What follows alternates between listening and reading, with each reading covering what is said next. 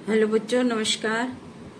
आज की क्लास में हम पढ़ेंगे विराम चिन्ह। विराम चिन्ह कहाँ पर कौन से विराम चिन्ह लगाए जाते हैं, उन विराम चिन्हों को क्या कहते हैं एवं उसके भेद, प्रयोग और नियम। ठीक है, तो शुरू करते हैं आज की क्लास को। विराम चिन्ह। विराम किसे कहते हैं? देखिए, सबसे पहले विराम का अर्थ होता है ठहराव, यानी रुकना, ठहराव। अब जैसे पढ़ते अथवा बोलते समय हमें किसी पद, पदबंध अथवा वाक्य के पश्चात अपने आशय को अधिक स्पष्ट करने के लिए ठहरना पड़ता है। उसी ठहरने को हम विराम कहते हैं। ठीक है। लिखित भाषा में जिन चिन्हों द्वारा ऐसे विराम को प्रदर्शित किया जाता है उन्हें हम विराम चिन्ह कहते हैं। इन विराम चिन्हों का प्रयोग देवनागरी लिपि में ही किया जाता है। ठीक है, कि कोई भी हमने वाक्य कहा, उस वाक्य में हमें कहाँ पर रुकना है, कहाँ थोड़ा रुकना है, कहाँ पूर्ण विराम देना है, तो इन सब का हम वर्णन इन विराम चिन्हों में करेंगे। तो चलिए आगे शुरू करते हैं। सबसे पहले हम पढ़ेंगे, देखिए यहाँ से अल्प विराम चिन्ह। अल्प विराम का चिन्ह कैसा होता है? इस प्रकार से वाक्य है, यहाँ पर राम, श्याम और महेश यहाँ रहते हैं। ठीक है, तो राम के बाद अल्प विराम लगेगा, फिर श्याम और महेश यहाँ रहते हैं। इसी प्रकार अर्धविराम का एक डॉट ऊपर रहेगी, नीचे इस तरीके का चिन्ह होगा।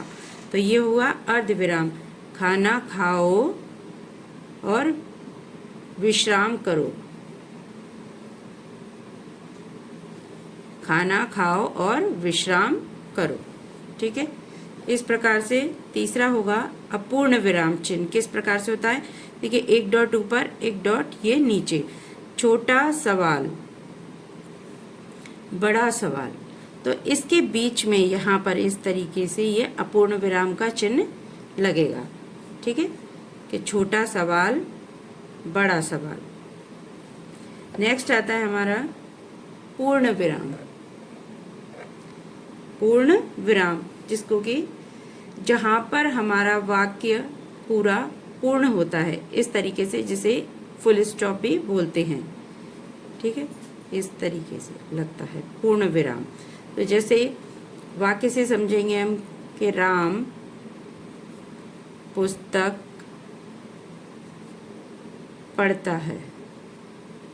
राम पुस्तक पढ़ता है, तो हमारे यहाँ पे वाक्य पूरा हो गया। इस तरीके से यहाँ हमने पूर्ण विराम का चिन्ह लगा दिया।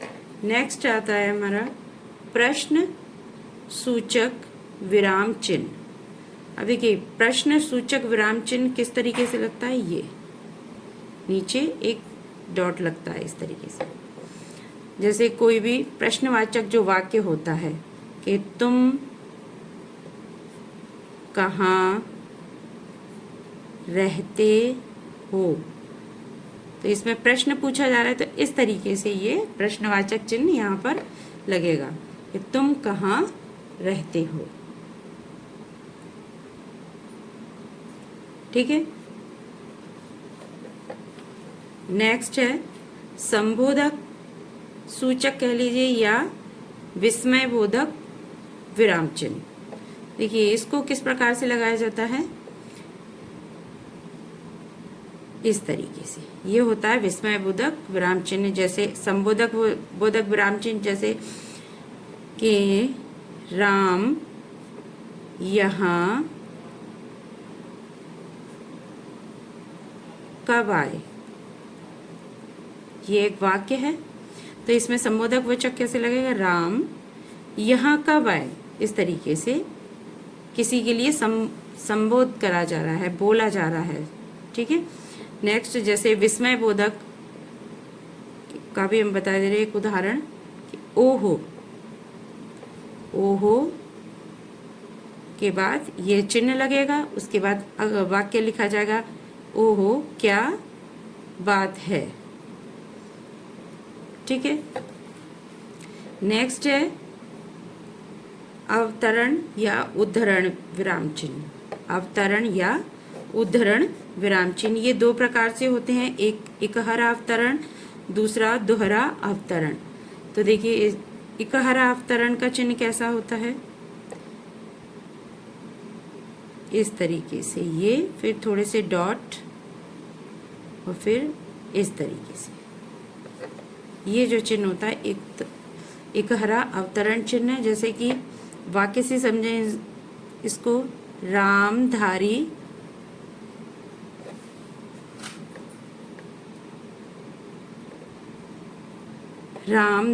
सिंह दिनकर।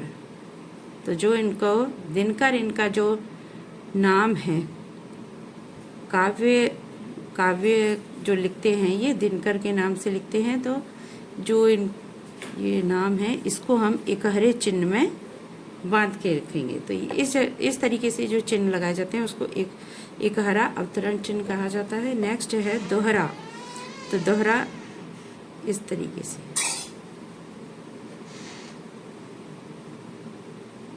ठीक है, ये दोहरा अवतरण चिन्ह है। अब इसको वाक्य से हम समझेंगे।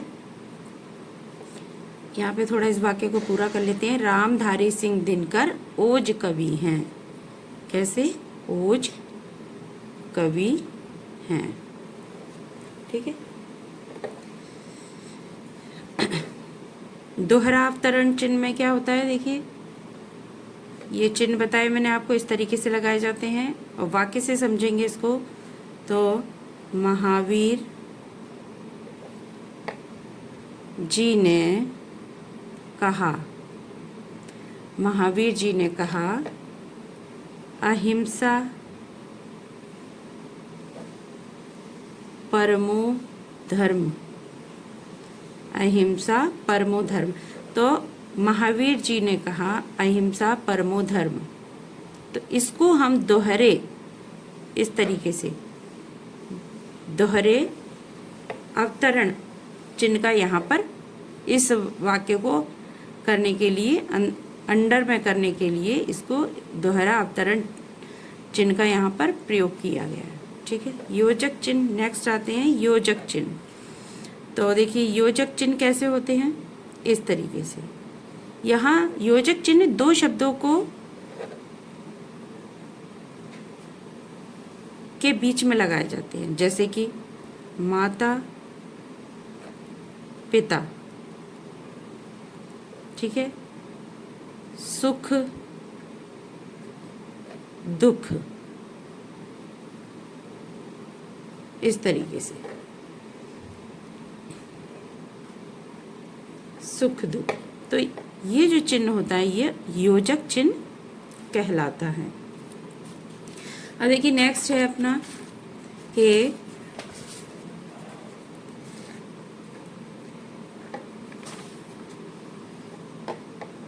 निर्देशक विराम चिन्ह। निर्देशक कैसा चिन्ह होता है, देखिए इस तरीके से, ये होता है निर्देशक चिन्ह, ठीक है। इसको उदाहरण से समझेंगे हम।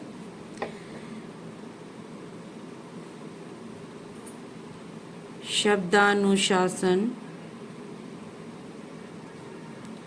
शब्दानुशासन व्याकरण है।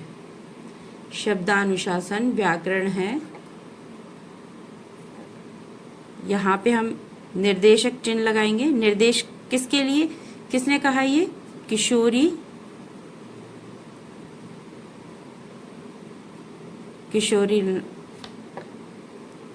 लाल दास जी ने, ठीक है। तो ये जो चिन्ह लगा है ये निर्देशक चिन्ह है। नेक्स्ट है विवरण चिन्ह। अब देखिए विवरण चिन्ह कैसा होता है, इस तरीके से एक लाइन और यहाँ पर दो डॉट, देख लेते हैं। इस तरीके से ये लाइन और यहाँ पर दो डॉट। तो विवरण चिन्ह जैसे उदाहरण से समझेंगे इसको। पुरुषार्थ, पुरुषार्थ 4 है। तो यहाँ पे पुरुषार्थ 4 है, वो कौन कौन से, तो वो निर्देशक चिन्ह यहाँ पर प्रयोग हुआ। उसके बाद 4 जो पुरुषार्थ हैं उनको हम लिखेंगे, धर्म, अर्थ, काम और मोक्ष। ठीक है,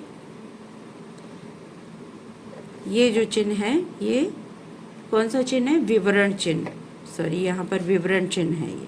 ठीक है, पुरुषार्थ कितने, 4 हैं, तो कौन कौन से हैं, तो विवरण बताएंगे उस चीज का। 4 कौन कौन से हैं, धर्म, अर्थ, काम और मोक्ष हैं। अब देखिए नेक्स्ट है विस्मरण या हंसपद चिन्ह। किस प्रकार से लगाया जाता है, ये इस प्रकार से लगाया जाता है। ठीक है, देखिए इस प्रकार से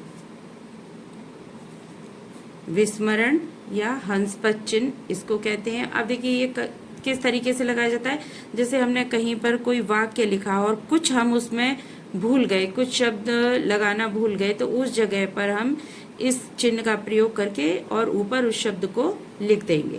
तो देखिए किस तरीके से, जैसे मैंने लिखा कि मुझे आज जाना है,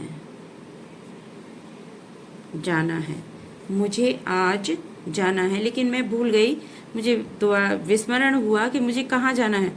तो इस चिन्ह को यहाँ हमने लगाया इस तरीके से, और इस चिन्ह के यहाँ ऊपर लिखेंगे जो हम छूटा हुआ शब्द है, यानी कि जयपुर।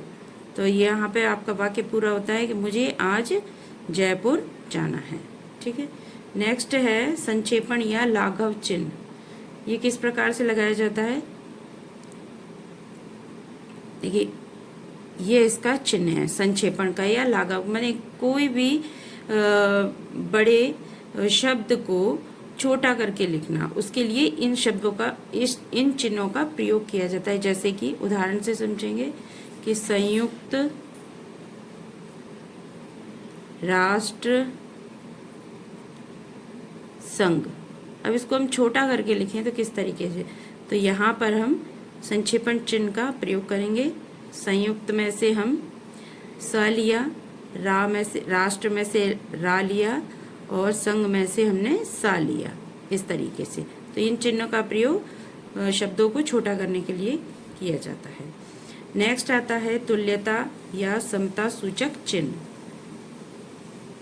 ये तुल्यता या समता सूचक चिन्ह, इसका ये प्रयोग इस तरीके का चिन्ह होता है। अब देखिए उदाहरण से समझेंगे, मैंने कोई भी उदाहरण है कि 4 + 2 - 6 + 4 डिवाइड 2 × 3 =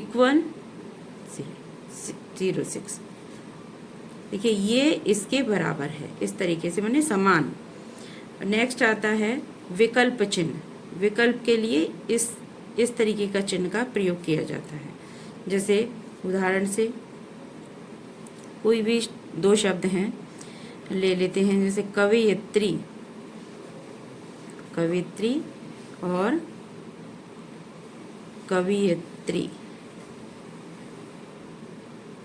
तो हमें ये बताना है कि ये या यह कौन सा सही है, या करके इस तरीके से ये जो चिन्ह लगाया है, थोड़ा बड़ा कर दिया, इसको कहते हैं विकल्प चिन्ह। तो जो भी, यदि ये सही है तो इस पर टिक लगाइए, ये सही है तो इस पर टिक लगाइए, इस तरीके से विकल्प कि आपको कौन सा करना है। नेक्स्ट आता है पुनरुक्ति चिन्ह। तो इसका इस तरीके से ये चिन्ह होता है। किसी भी शब्द को एक बार लिखने के बाद दोबारा हमें ना लिखना पड़े, उसकी जगह हम यह चिन्ह का प्रयोग करेंगे। जैसे कि हमने लिखा ये श्री मोहन लाल। अब यहाँ पे कई सारे हमें नाम लिखने हैं, तो हम श्री को ना लिखते हुए पुनरुक्ति का चिन्ह लगाएंगे, श्री सोहन लाल, फिर श्री, इसका अर्थ क्या हुआ, यही चिन्ह, श्री राम सिंह, इस तरीके से। ठीक है, एक बार यहाँ से दोबारा देख लेते हैं कि विकल्प चिन्ह क्या है। इस तरीके से ये चिन्ह है विकल्प चिन्ह। ये कवयित्री, और कवियत्री। माने यह सही है या ये, कौन सा जो सही है उस पर टिक लगाइए, या ऑप्शन करके जो आता है उसको हम बोलते हैं, ये वाले चिन्ह को विकल्प चिन्ह। पुनरुक्ति का इस तरीके से ये चिन्ह है लगता है, जैसे कि श्री मोहन लाल। श्री हमें बार बार नहीं लिखना है, तो हम इन चिन्हों का प्रयोग कर सकते हैं उस जगह पर, ठीक है। नेक्स्ट आता है हमारा दोहराव चिन्ह। इस तरीके से जैसे दो बना देते हैं, ये लाइन खींच के दो बनाना, कि बार बार हमें, जैसे उदाहरण से समझते हैं कि हमने लिखा घर घर।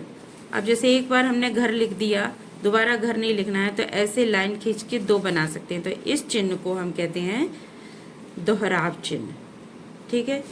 नेक्स्ट है विसर्ग चिन्ह। ये इस तरीके से विसर्ग चिन्ह लगता है कुछ शब्दों में, जैसे अतः ये विसर्ग चिन्ह है, स्वतः ये विसर्ग चिन्ह है। नेक्स्ट है लोप चिन्ह। देखिए इस तरीके से ये होता है लोप चिन्ह। जैसे हम गद्यांश का जब व्याख्या करने के लिए आती है, तो जो गद्यांश की पहली पंक्ति के कुछ शब्दों को ले लिया जाता है और अंतिम पंक्ति की कुछ शब्दों को ले लिया जाता है और बीच में हम लोप चिन्ह लगा देते हैं। तो इसको हम समझते हैं उदाहरण से। जैसे मैंने पंक्तियां लिखी कि मेरे तो गिरिधर गोपाल, मेरे तो गिरिधर गोपाल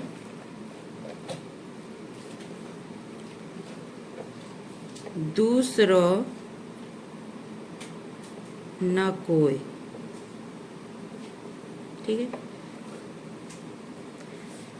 तो इस तरीके से यहाँ से मैंने ये दो शब्द ले लिए, मेरे तो, और फिर हमने यहाँ पर लोप चिन्ह लगा दिया और अंतिम जो शब्द है उसको लिख दिया।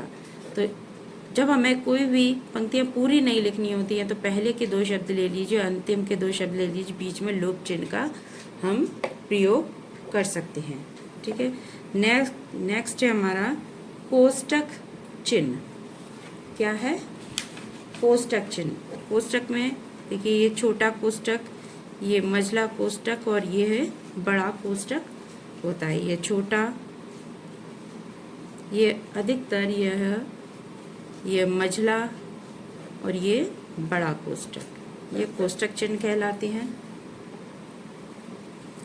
नेक्स्ट है संकेत चिन्ह। अब देखिए कहीं पर जैसे हमें त्रिभुज समझाना है, तो त्रिभुज की छोटी सी आकृति बनी होती है, तो इससे हम इंडिकेशन करते हैं त्रिभुज की, मतलब पूरा शब्द ना लिखकर इसको लिखे कि परिभाषा लिखिए। इस तरीके से यहाँ वर्ग, आयत, जो ये चिन्ह होते हैं उनको कहते हैं संकेत चिन्ह। संकेत के द्वारा अपनी बात को कहना। अंतिम और लास्ट आता है इतिश्री या समाप्त चिन्ह। तो इसमें भी दो प्रकार से होते हैं। देखिए इस तरीके से ये जो चिन्ह होते हैं इनको इतिश्री या हम क्या कहते हैं, समाप्त चिन्ह, ठीक है। इन चिन्हों को हम क्या बोलते हैं, इतिश्री या समाप्त चिन्ह। तो बहुत बहुत धन्यवाद बच्चों आपको मेरा वीडियो देखने के लिए। यदि आपको समझ में आया है विराम चिन्ह, तो आप लाइक ज़रूर कीजिए वीडियो को और कमेंट कीजिए और शेयर भी ज़रूर करिए। और चैनल यदि सब्सक्राइब नहीं किया हुआ है तो अभी तक आप मेरा चैनल सब्सक्राइब कर लीजिए। बहुत बहुत धन्यवाद बच्चों आपका।